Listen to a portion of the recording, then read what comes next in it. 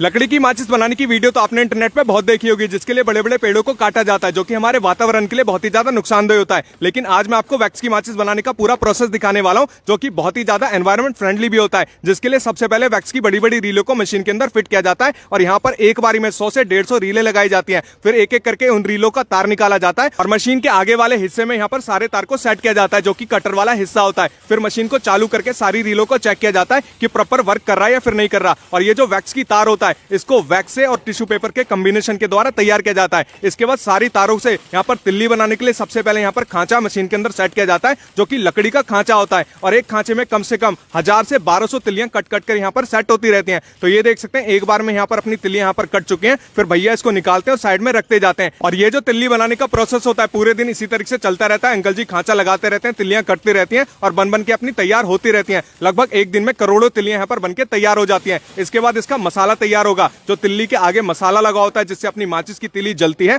वो मसाला यहाँ पर मिलाया जा रहा है। तो इस तरीके से एक टेबल के ऊपर सारे मसाले को सेट किया जाता है। इसके बाद जितनी भी अपनी तिल्लियां तैयार होती हैं, वो खांचे को उठाया जाता है। उसके बाद सारा जो मसाला होता है इन तिल्लियों के आगे वाले हिस्से पे चढ़ जाता है। तो ये देख सकते हैं, यहाँ पर अपना सारा मसाला लग चुका है। इसके बाद इसको साइड में रखा जाता है। अब आप सोच रहे होंगे कि लकड़ी की माचिस तो वैसे ही होती है, ये वैक्स की माचिस क्यों बनाया जाता है? तो भैया, लकड़ी की माचिस की तुलना में अपनी जो वैक्स की माचिस होती है, वो ज्यादा देर तक जली रहती है, चाहे बारिश आ जाए, हवा आ जाए। इसके बाद सारे तैयार खांचों को ले जाकर एक अलग कमरे में रखा जाता है, जहां पर इनको सुखाया जाता है। तो ये देख सकते हैं, यहाँ पर अपना सारा यहाँ पर खांचा एक अलग कमरे में लाके रख दिया है, जहां पर ये 4 से 5 घंटे के लिए सूखेंगे। जब अपनी सारी तिल्लियां सूख के तैयार हो जाती हैं, फिर एक आंटी जी आती है, इनको उठाती हैं और इसको पैक किया जाएगा डब्बों के अंदर। तो सबसे पहले ये देख सकते हैं, इसके ऊपर वाला जो खोखल होता है, इसको ले लिया गया है। फिर अपना नीचे वाला खोखल आ चुका है। फिर एक एक करके सारे खांचे में से यहाँ पर तिल्लियां निकाली जाती हैं और माचिस की डब्बे में भरी जाती हैं और एक डब्बी में लगभग 30 तिल्लियां डाली जाती हैं। तो ये देख सकते हैं, इस तरीके से लगातार ये जो काम होता है, वो चलता रहता है। और ये जो काम होता है, बहुत ही ज्यादा बारीकी से और मेहनत पूर्वक किया जाता है। और साउथ इंडिया की खास बात मैं आप सभी को बता देना चाहता हूं,